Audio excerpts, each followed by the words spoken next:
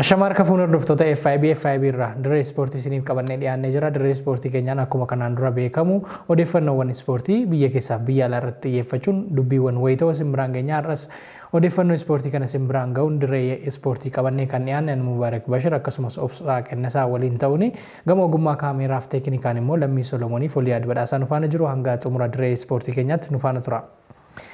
Mee obsaga ispoortiin biyya keessattis biyya alaattis haala ho'aa ta'een gaggeeffamaatti kan inni jiru. Kanuma biyya keessaarraa mee haa eegalluuti. Feestivaalli ispoortii dubartoota Oromiyaa 5ffaan magaalaa Asallaatti gaggeeffamaa jira. Mee sanarraa jalqabna.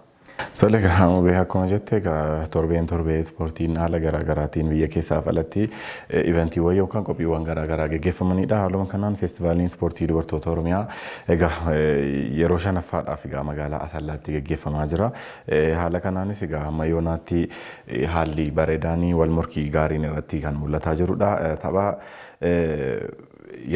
dheengadda gaggeeffameen egaa sabbataan tokkoof duwwaa mojoon gaafamoo Asallaan direessaaf deeggartoota isaa fuulduratti buraayyuu 3-1 mo'ateera. Kana malees egaa taphni kuni tapha marsaa lammaffaatiif kan gaggeeffamu Amboo gool fiifaan egaa piroojeektiin fiifaadhaan gaggeeffamu jechuudha.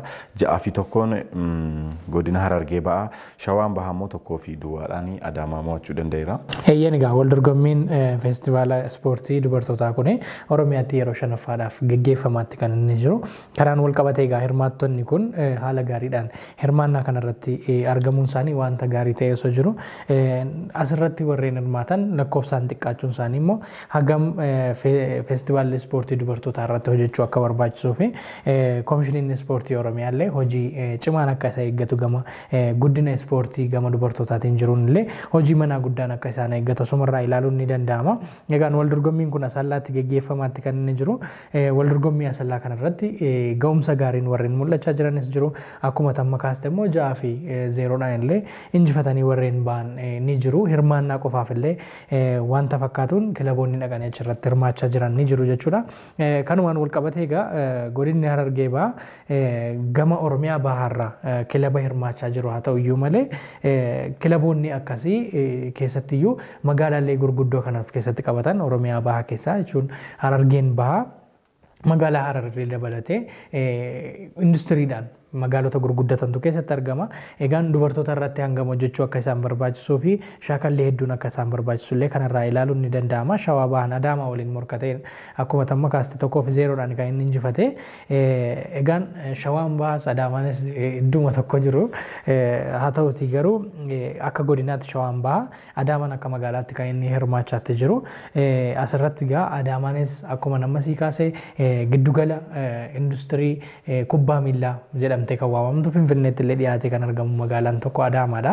Adaamaanis hojii gama ispoortii dubartootaatiin jiru kanallee warreen hojii gaarii hojjechaa jiran jedhamee yeroo garagaraatti maqaan isaanii ka'u keessa haa ta'utii malee amma Adaamaan sadarkaa 3ffaa irratti kan inni argamu wal dorgommii kanaanii gara fuulduraatti feestivaalli ispoortii dubartootaa kun iddoo garagaraatti gaggeeffame dubartoonni akkasumas industiriin kubbaa miillaa gama dubartootaatiin jiru kanarra ho'ee akka inni gaggeeffamu abdii qabna. Kanaan kanuma jennee egaa liigiin Oromiyaas gaggeeffamaatti kan inni jiru. Sana lammoo liigiin Oromiyaa kan Oromiyaa lixaa kan kilaastera Oromiyaa lixaa jechuudha. Kan Ramaddii baa magaalaa Naqqamteetti gaggeeffamuu fi kan inni ture sababa garaagaraatiin Naqqamteerraa kaafamee Mattuutti akka gaggeeffamu murtaa'etu kan inni jiru yeroo dhiyoo keessa.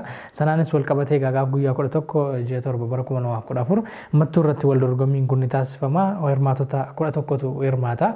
Egaan warri Oromiyaa lixaa irra jiran odeeffannoolee akka argachaa hin jirree fi odeeffannoon kun akka isaan bira ga'uuf yeroo garagaraatti koomishiniin ispoortii Oromiyaa nuuf qoodaati kan isaan turani.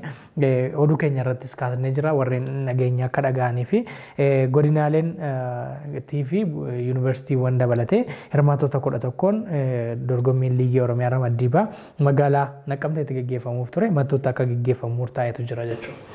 Egaa akkuma jetti egaa liigiin kubbaa miillaa Oromiyaa kun egaa naannoowwan Oromiyaa godinaalee garaagaraa keessatti gaggeeffamaa turuun isaanii yaadatamaa. Haaluma haaluma kanaan egaa Ramaddiin baankuni akkumatti garee 11dha bulchiinsa magaalotaatii fi yuunivarsiitiiwwan dabalatee kilaboota yookaan garee 11dha. Haaluma kanaan egaa bulchiinsa magaalaa Gimbii, bulchiinsa magaalaa Baakoo, bulchiinsa magaalaa Dambidolloo, Jimmaa Araaree, yuunivarsiitii Dambidolloo, Mana Sibuu, bulchiinsa magaalaa Umuruu, Arjoo Guddattuu, bulchiinsa magaalaa Luugoo, bulchiinsa magaalaa Shaamboo fi Giddaa Ayyaanaatiidha kan dorgommii kanarratti hirmaatan. Egaa warreen wal dorgommii kanarratti hirmaatan haala gaariidhaan of qopheessanii gaafa guyyaa 11 ji'a 7ffaa ji'uma kana keessa jechuudha. Bara 2014 mattutti wal dorgommii isaanii ni taasisu jechuudha. Odeeffannoowwan kan biraan wayita'oo ta'an kan haaraan yoo jiraatan immoo hordoftoota keenya biraan yerootti kan isaan biraan geenyu ta'a. Kanaan wal qabatee egaa wal dorgommiin liigii Oromiyaa iddoo garaagaraatti kan inni geggeeffamaa jiru akka baasiin hin heddummanneef akka isaan magaala isaanii irraa fagaatanii hin deemneef egaa kan inni kilaasteraan qoodamee geggeeffamaa jiru. Kanaaf kilaasterri Oromiyaa lixaa kuni magaalaa Mattuu irratti itti fufuun kan geggeeffamu ta'a. Kanaan alatti egaa guyyaa kaleessaa siidaan atileet Xurunesh Dibaabaa eebbifameetu kan inni jiru. Atileet Xurunesh Dibaabaa umurii ishee dargaggummaa irraa kaastee hanga yeroo dhiyootti jechuudha dorgommiiwwan akka Olompikii mo'attoota addunyaa dorgommiiwwan Afrikaa kan biraa irratti illee hirmaachuudhaan goota atileetii ta'uudhaan maqaa biyyattii illee sadarkaa addunyaatti akka waamamu warreen taasisan keessaa atileetii jabduuf adda dureedhaan yeroo hedduu maqaan ishee ka'uudha. Egaan iseedhaaf siidaan guyyaa dheengaddaa dhaabamee eebbifameetu kan inni jiru.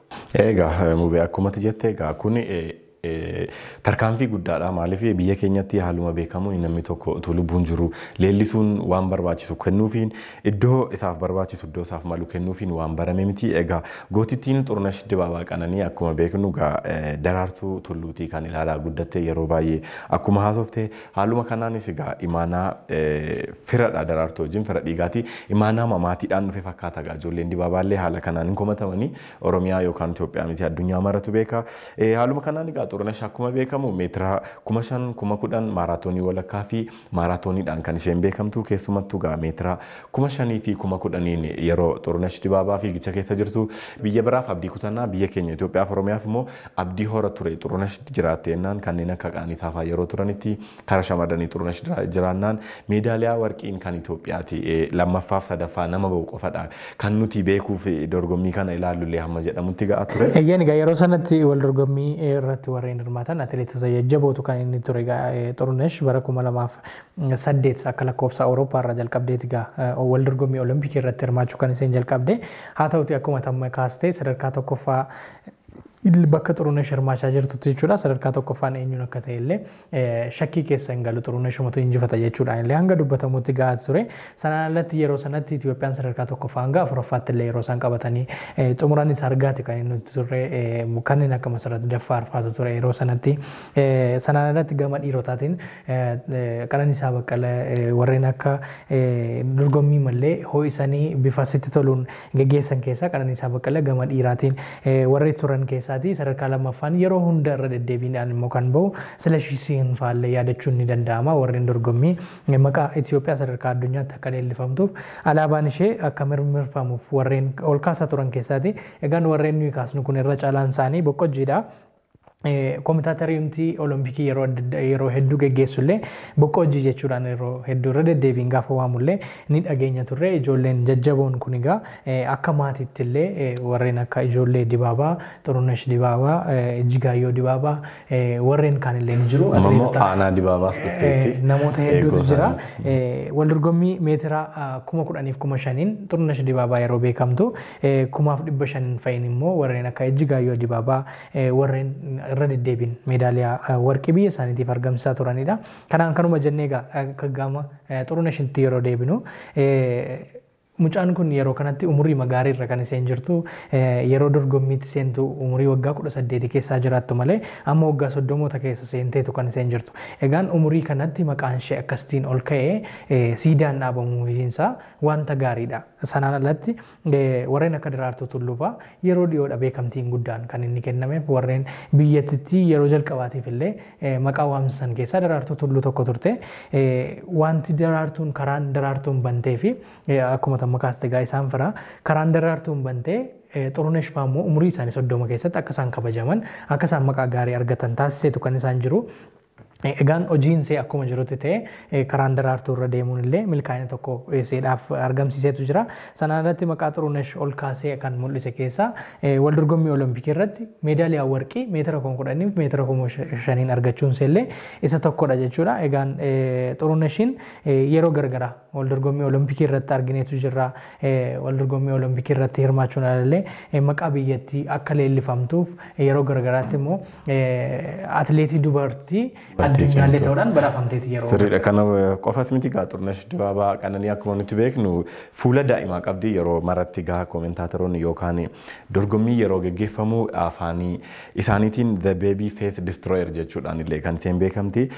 Haaluma kanaan gaa Xuruneshiif wanta kana gochuun yookaan dhaloota kana biratti ituu isheen lubbuun jirtu isheen leellifamu jechuun dhalooti dhufu akkuma isaan daraartuu faana daraartuu rukutanii as ga'anii biyya isaaniitiif naannoo isaaniitiif waa meeqa hojjetanii dhaloonni kana booda siidaa isaanii argee Xurunesh siidaa iseedhaaf dhaabachuun iseedhaaf bu'aa buusuu dhiisuu danda'a.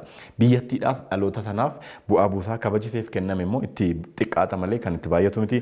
Akkuma jette asirratti Xuruneshiif bakka isheen dhalatteetti godina isheen dhalatte keessatti siidaan dhaabamuuf isaa gaariidha. Garuu immoo warreen akka Xurunesh Qananiisaa Baqqalaa, Daraartuu Tulluu, Gazzaanyaa Barraa, Abbabaa Biqilaa faallee dabalatee siidaan isaanii magaalaa Finfinnee keessatti handhuura Oromiyaa keessatti bakka teessoo Afrikaa ta'e keessatti dhaabbachuufii qaba. Warreen kun warra maqaa Itoophiyaa qofa miti maqaa Afrikaallee ol kaasanii mul'isanidha. Asirratti Abbabaa Biqilaa kaasuu dandeenya. Abbabaan Biqilaa siidaan isaa bakka garaagaraa manneen keessatti godaan baalee garaagaraa keessatti dhaabbateetu kan inni jiru. Garuu bakka mul'atutti dhaabbatee hin jiru. Namni kun nama Afrikaa keessaa yeroo jalqabaatiif maraatoonii irratti meedaaliyaa warqii biyya isaatiif argamsiisedha. Hinumaayyuu eessaa dhufe hanga biyya isaa darbee Afrikaaf illee maqaa gaarii nama fiduu danda'edha. Isumayyuu yeroo sirna gita bittaa gaarii hin taane keessa turetti nama biyyattii maqaa waamsedha. Sanaa ala Abbabaa Biqilaa wantoota adda taasisan keessa kaasuu fi qabsoo harka kennachuu dhiisuu isaarraa kan ka'e gama atileetiksiitiin jechuudha. Yeroo garagaraatti jaalala biyyaarraa kan ka'e Abbabaan Biqilaa akkuma beekamu balaa konkolaataatiin miilli isaa laamsha'eetu kan inni ture. Erga balaa konkolaataatiin miilli isaa laamsha'e illee Olompikii irraa nafu jechuudhaan xiyyaan dorgomeetu kan inni jiru. Xiyyaan yeroo dorgomeetti illee maqaan biyyattii takka xiyyaan dorgomtee hin beekne illee akka waamamtu taasiseetu kan inni ture. Warreen akkasii kun magaalaa Finfinnee keessatti siidaa nama meeqaayyuu yeroo dhaabaa jiranitti siidaa warreen akkasii warreen akka Xurunesh Dibaabaa faallee dabalatee gara fuulduraatti akka irratti hojjetamu abdii godhanne garuu immoo wanta akkasii sirrachuu qaba. Xurunesh Dibaabaa biyya seettis dhaabamuufii qaba. Ganda seen keessatti dhalatte keessatti akka Oromiyaatti garuu magaalaa Finfinnee dhaabbachuufii qaba. Warreen akka Qananiisaa Baqqalaa illee yeroo dhiyoo keessatti akka dhaabamu abdiidhuma qabna. Egaan siidaa gootota atileetii yoo dhaabuu jalqabne Oromiyaan siidaa gootota kumaatamaa dhaabuu seete jechuudha. Sirriidha. Egaa akkuma jette egaa waa'ee atileetota Oromiyaa egaa kana sana jennee xumuruu hin dandeenyu egaa waa'ee Abbabaa Biqilaa illee kaastee nurra darbeellee Oromillee hin kabajaa yaadannoon Abbabaa Biqilaa bakka inni luka duwwaa fiigee moo'ee Jaapaan keessatti illee egaa yaadannoon hin geggeeffama. Si'a tokko egaa yeroo Abbabaan Biqilaa luka duwwaa fiigee moo'utti mucaa daa'imni tokko kan yeroo sana iddoo sanarra ture waggaa dheeraa booda bulchaa magaalaa ta'e wayii ta'e Jaapaan keessaa kan kaka'umsa naaf ta'e waan hundumtuu gochuu akka hin danda'u kan naaf ta'e namicha isa gurraacha luka duwwaa fiigee mo'ate sanadha jechuudhaan waggaa muraasa booddee egaa yaada kennaa ture. Egaa waa'ee Xurunesh Dibaabaatti deebi'uu fi akkuma jettee 2008 Olompikii Beejing Chaayinaa irratti meetira 10,000 meedaaliyaa warqii argachuudhaan egaa addunyaa ajaa'ibsiisuudhaan kan isheen tokko jettee jalqabde. Kana malees egaa waggaama afur booda Olompikii taanu London irratti meetira 10,000 egaa warqee argachuu dandeesseetti. Isa duras egaa 2004 Ateensi irratti meedaaliyaa nahaasii 2012 ammas London irratti meetira 5,000 immoo meedaaliyaa nahaasii Rio de Janeiro Biraazil irrattis ammas meedaaliyaa nahaasii meetira 10,000 argachuu dandeesseetti. Eeyyeen egaa Xurunesh wal dorgommiiwwan Olompikii irratti keessattiyyuu seenaan seerra deddeebiidhaan kan ka'u taasise keessaa tokko fiigichi yeroo jalqabutti rukutamtee kufuudhaan deebitii nama sadarkaa tokkoffaadhaan wal dorgommii sana xumuruu dandeessedha. Sana laga akkuma tamma kaastee Olompikii Beejing bara 2008 irratti meedaaliyaa warqii 2 argachuudhaan Olompikii London irratti immoo meetira 10,000 warqii meetira 5,000 ammoo meedaaliyaa naasaa argatteetu kan isheen jirtu. Egaan Xurunesh dubartii jabduu keessattiyyuu dubartoota Oromootiif wanti tokko hojjechuun akka danda'amu nama onnachiistu keessaa nama tokkodha. Egaan Xurunesh yeroo dhiyoo keessallee daa'ima argatteetu kan isheen jirtu. Daa'ima meeqaffaa akka ta'ellee gama akka ta'e quban qabu garuu yeroo dhiyoo deesseetu jirti. Sana alatti Rio de Janeiro irratti illee wal dorgomameen meetira 10,000 meedaaliyaa warqiiti kan isheen argatte walumaa galatti meedaaliyaa naasaati kan isheen argatte walumaa galatti olompikii irratti meedaaliyaawwan 6 warqii 3 fi naasa 3ti kan isheen qabdu Paaris irratti illee wal dorgommii mo'amtoota addunyaa irratti meedaaliyaa warqii illee qabdi Xurunesh seenaa Afrikaa illee nama jijjiiruu dandeesseedha keessattuu dubartoonni akka isaan wal dorgommii irratti ga'umsa gaariin hirmaachuu danda'an illee nama taasiste keessaa tokkodha. Egaan walumaa galatti meedaaliyaa warqii sadarkaa tokkoffaadhaan xumuruudhaan yeroo 14 ol wal dorgommiiwwan gosa garaagaraa keessatti hirmaachuudhaan kan Afrikaa kan wal mo'amtoota addunyaa illee dabalatee meedaaliyaawwan warqii 14 argatteetu jirti. Sirrii dhagaa akkuma jettee egaa chaampiyoonshiippii addunyaa irratti kana malees wal dorgommii qaxxaamura addunyaa irratti wal dorgommii garaagaraa irratti egaa Xurunesh Dibaabaa tokko lama jennee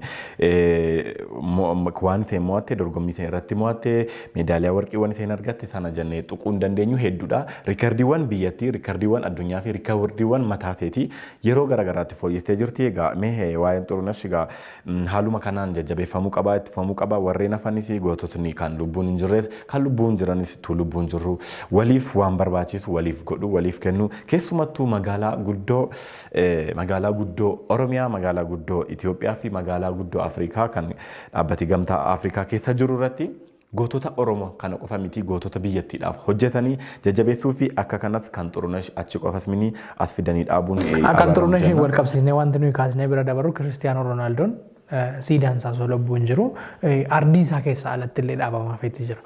Akkuma nuyi beeknu Indii keessatti yeroo dhiyoo dhaabame komiin irratti ka'aa ture. Namni jabaan addunyaa irratti kan Xurunesh maaltu beeka bor Ameerikaa keessatti dhaabamuu fi danda'a, Awurooppaa keessatti dhaabamuu fi danda'a. Maaliif nama jabduu addunyaaf milkaa'uun akka danda'amu agarsiisteedha. Kanaaf Xurunesh achitti dhaabame jedhame wanti bira darbamu hin jiru. Bor sadarkaa Afrikaatti biiroo gamtaa Afrikaa fuulduratti illee dhaabamuu fi wanta danda'amudha. Bor immoo tarii nu dursanii warri Awurooppaa nama siidaa dhaabuu fi danda'an wanta ta'eef magaalaan Finfinnees akka guutuu biyyaalessaatti illee itti yaadamuu qaba. Kanaan kana jennee egaa gama baargamaatti yeroo ceenu keessattiyyuu erga waraanni Raashiyaa fi Yuukireen gidduutti gaggeeffamu eegaleeti dhimmi ijoo ta'e kan ka'aa jiru gama Awurooppaa keessa kilaboonni Awurooppaa warreen abbootii qabeenyaa Raashiyaatii fi Yuukireen waliin walitti hidhata qaban akkam ta'u kan jedhu illee gaaffii ka'aa ture. Sanaan wal qabachuun Raashiyaa irra qoqqobbiiwwan garaagaraa yeroo kaa'amutti abbootii qabeenyaa Raashiyaa irra illee guutummaa addunyaatti qoqqobbiiwwan kaa'amaatti kan isaan turani. Kanaan wal qabatee egaa oduun irra deddeebiin erga waraana sanaatii ka'aa jiru dhimma abbaa qabeenyummaa Cheelsiitii fi Roomaan Abraamooviich irra deddeebiidhaan kan inni kaa'atti jiru. Egaan Roomaan Abraamooviich nama akka tasaa dhufee Ingilaandi keessatti yeroo jalqabaatiif jechuudha. Nama lammii biyya alaa ta'e Ingilaandi keessaa kilaba bituudhaan kilaba sana hinumaayyuu toppitu botamii nama jijjiiruu danda'e irra keessaa hanga jalaatti jechuudha. Kilaba seenaa hin qabne seenaa namatti godhe keessaa nama tokkodha. Isaan waliin odeeffannoowwan garaagaraa kaa'atti jira. Egaa sirriidha akkuma jettee mubee xiqqoo torbee kana oduuwwan xiqqoo fuula miidiyaarraa yookaan fuula gaazexaa garaagaraarraa kan hin baane yoo jiraate dhimma Cheelsii fi Roomaan Abraamoovichidha. Karaa biraatuun beekamin egaa waraannii fi kubbaa miilaa walitti haalattiin itti dhufu xiinxaltoonni baay'een sodaachaa turan. Maaliif kubbaa miilaa jechuun miidhagina wantoota addunyaa kanarraa miidhagina jiran dargaggoota xiqqaa guddaatuun jedhan waan nama hawwatan keessaa isa tokkodha.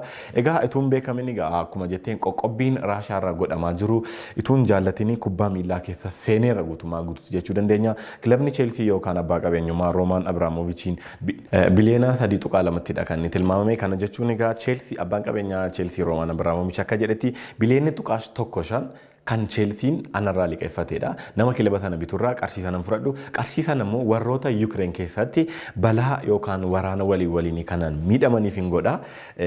Kana kan hin godhu immoo ilaalchaan Cheelsii kilaba Cheelsiif jaalalan qabuu fi iddoon qabuu fi kana malees warroota lola Raashiyaatiin waraana Raashiyaatiin miidhamanii warra Yuukireeniin gargaaruu fedhee jira. Egaa akkuma jettu jenosaayidii ispoortiitu irratti gaggeeffame jechaa jiru. Gareewwan Raashiyaan guutummaa guutuutti dorgommiiwwan ispoortii hundumarraa.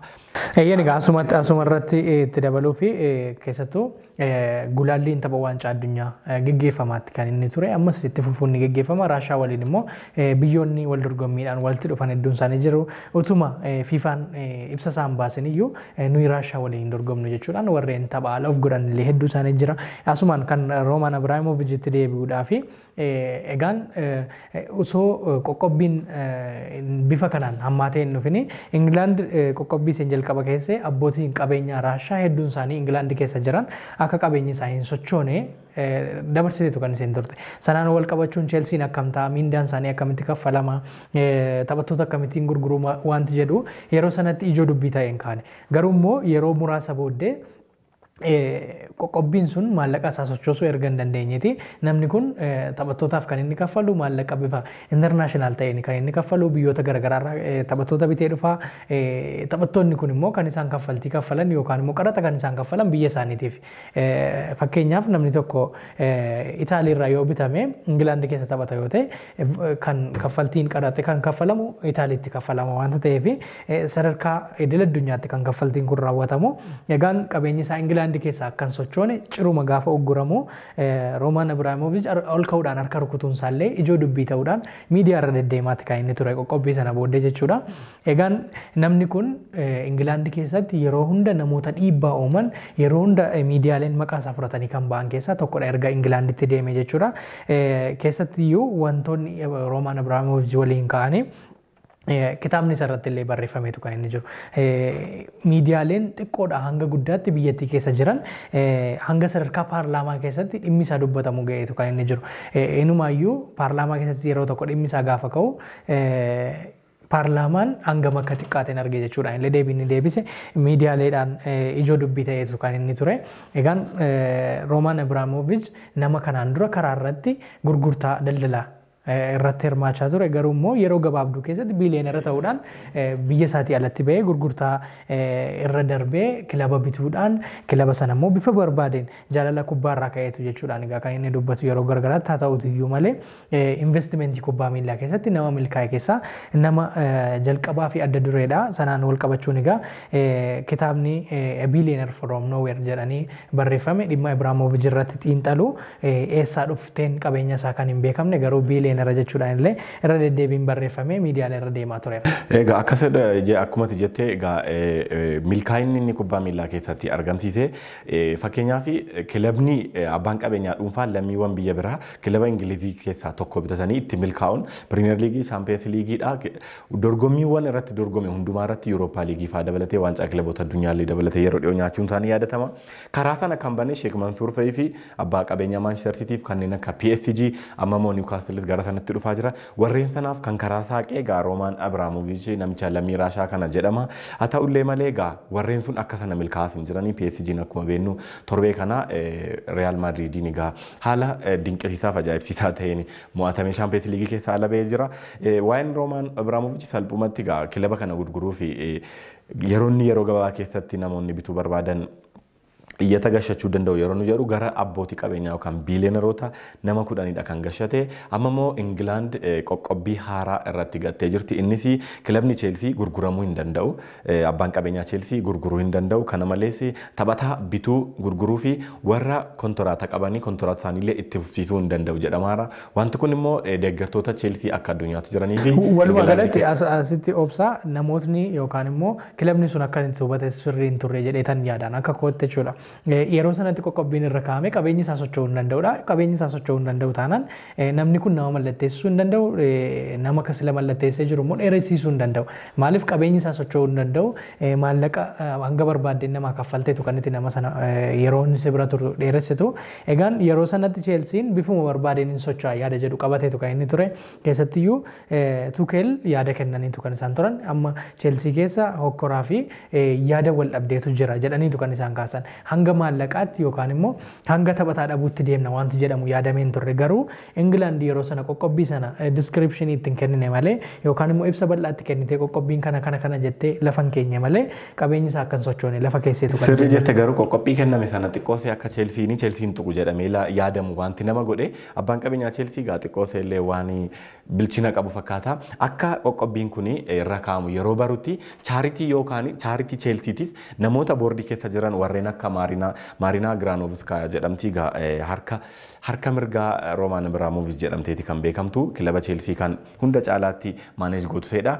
Iseen chaaritiitti kenne Cheelsii guutummaa guutuu harka koo baafadheerree chaaritiitti kenne haaluma sanaan immoo London keessa akka gara isaatii illee socho'aa ture Roomaan Abiraamovic Boris Joonsanii gaaffii miidiyaaleetiin dhiyaateenii fi Roomaan Abiraamovic bilisaan London keessa socho'aa jiru haalli qabeenya isaanii jedhanii gaafa gaafatan qoqqobbiin irra kaa'ame jedhanii isa booda hin kaa'amne jedhanii sana booda okkorri guddaan gaaffii guddaan illee gaafa kaadhufu Ingilaandi qoqqobbii kana guutummaa guutuutti Cheelsiidhaaf qofa bilisa baastee qabeenyi Cheelsii kana booda socho'uu akka hin dandeenye tikeetiin illee warra kan waggaa bitatan malee tikeetii haaraan gurguramee isteediyeemii lixuu akka hin dandeenye kanadha kana malees asirratti amma egaan qoqqobbii keessee Raashiyaa irratti dhiibbaa uumuu yaalte Ingilaandi garuu immoo dubbiin cimaan ishee eeggachuu danda'a. Cheelsii jechuun kilaba Ingilaandi keessatti maqaa guddaa qabuu fi yeroo dhiyoo asitti immoo seenaalee jajjabaa Chaampiyoons Liigii Pirimeer Liigii Ingilaandii fi akka Awurooppaatti illee maqaa gaarii nama horachuu danda'edha kilabni kun jechuudha. Egaan kilaba kanarra qoqqobbii keessee maallaqa kan sochoone goote taphataa haaraa kan binne goote isuma qabullee yoo kontiraat isaa dhumu akka deemu ofiisaatiin kilaba barbaadee bilisaan naqee akka seenu gooteetu deeggartoonni maal akka isaan sii deebisan yaaduun hin ulfaatu jechuudha. Egaa Ingilaanda sumaan egaa dhiifama Ingilaanda sumaan kan akka yaadutti kilaba Cheelsii sana ugguruu yookaan sana qoqqobbii sana irratti gatuun yookaan Raashiyaa miidhuu yookaan Yukireeniin hin fayyadu anaaf karbiraa kubbaa miilaa miidhaa jira jedheetiin yaada maaliif deeggartoonni Cheelsii lammiiwwan Ingilaandi ammumallee gungummii garaagaraa dhageessaa jiru dhimma mataa seetii dhiistee dhimma biyya biraatiif jettee waan mataa seetii lammiiwwan see miidhaa jirti mufachiisaa jirti kan jedhantu jiru egaa yeroon keenyas waan deemaa jiruu fi dorgommii Chaampiyoons Liigii torbee kana geggeeffametti waan eeyyan egaa wal dorgommii Chaampiyoons Liigii torban kana geggeeffameen keessattiyyuu wal dorgommiiwwan eegamaa turan keessaa tokko PSG Real Madrid waliin kan inni morkateedha. Egaan PSG'n dirree isaa irratti Real Madrid waliin yeroo morkatutti 1-0 Real Madridin injifateetu kan inni ture. Egaan dirreen alammoo dirree Real Madrid irratti carraa qaba jechuudhaan yaadamaati kan inni ture carraa bal'aa. Haa ta'uti garuu carraa sana hagas mara eegsifachuu hin dandeenye PSG'n hinumaayyuu Mbappeen galchiiwwan inni irra deddeebiin galchullee jala shaaramuunsaa akka PSG'n gatii guddaa kaffalullee isa taasisee jira. Egaan waliigala idaama goolii 2-3 Real Madrid gara marsaatti aanutti haa darbuyyuu malee yaadii Meesiin gara PSG'tti yeroo dhufe kaase walumaa galatti jalaa kufaa ta'eetu kan inni jiru Chaampiyoons Liigii bara kanaa ni injifannaa kilaba kana waliin Chaampiyoons Liigii argachuun fedha gosa guddaa fi hawwii gosa guddaadha jechuun kaaseetu kan inni jiru. Egaan Karim Benzeemaan galchiiwwan hatriikii irratti hojjeteetu kan inni jiru PSG irratti baalaandooriin bara kanaallee akka komiitti akka ka'ullee taasiseetu jira jechuudha wal dorgommiin kun. Sirriidha akkuma beekamu dirree PSG irratti Real Madrid deemuudhaan tokkoo fi zeeroodhaan galchii Kiliyaan Mbaappeen gashee Mohameeti kan deebi'e asitti immoo tilmaami guddaan kan kenname ammas PSG'dhaaf ture maaliif achirratti taphanna agarsiise caalmaa taphaatiin waan hundumaatiin caalee ture kanaaf akkuma jedhames egaa dirree Real Madrid irratti Santiago Bernabeu irratti galchii Kiliyaan Mbaappeen galcheen galchii waliigalaatiin dirree sanaaf asirratti 2-2 ta'e ture hamma raftii boodaatti Karim Benzeemaan egaa ga'umsa dhuunfaa isaatii fi ga'umsa gareetiin wal ta'uudhaan egaa kanneen akka Toni Kroos baasuudhaan egaa Kaarlo Ancelotiin Kamavingaa dargaggeessa dhiyoodhuma mallatteessan kana galchuudhaan galchiiwwan 3-2 waliigala 3-2 injifachuudhaan gara marsaatti aanutti darbeera. Haaluma sanaanis egaa Manchester Cityin tapha duraa dirree isaatiin alaa galchii bal'aa 5-2dhaan mo'atee hojii manaa isaallee persentii caalu xumuree deebi'ee amma asitti dhufee immoo dirree isaa irratti immoo 0-0 ba'ee kibxataa darbees tapha geggeeffameen Liverpool dirree isaa irratti Inter Milaaniin egaa 1-2dhaan mo'ame tapha duraa waan 2-2dhaan dirree isaa irratti deemee mo'ee fi galchii waliigalaatiin 2-1 darbuu danda'eera. Kana malees Bayern Munich egaa amala isaa isa duriitiin beekamu kana ammas waan irra deebi'ee fakkaata. RB Salzburgiin tokko qixaa ba'ullee amma immoo deebi'ee 7-1 galchii bal'aa tapha Robert Lewandowskiin haatriikii irratti hojjeteedha. Haaluma kanaan egaa marsaa itti aanutti Real Madrid Liverpoolii Manchester City fi Liverpool gara marsaatti aanutti darbaniitu kan isaan jiranii. Egaan wal dorgommii kanarratti hinumayyuu gaafa 16 keessa jiran warreen akka PSG fa'iif tilmaamni guddaan kennameetu kan inni ture Champions League bara kanaallee harkatti galfachuu danda'u jechuudhaan haa ta'uti garuu England irraa warreen akka Manchester City yeroo milkaa'anii Spain irraa immoo warreen akka Real Madrid milkaa'uudhaan gara 8tti gad darbuu isaanii mirkaneeffataniitu kan isaan jiran. Wal dorgommiin torban dhufu immoo haala gaariidhaan eegamaati kan inni jiru gamanumaani. Chelsea nigaa dirree ishaan ala Lille waliin ni morkata torban dhufu. Akkasumas immoo Juventus dirree isaa irratti Villarreal waliin wal morkii ni taasisu.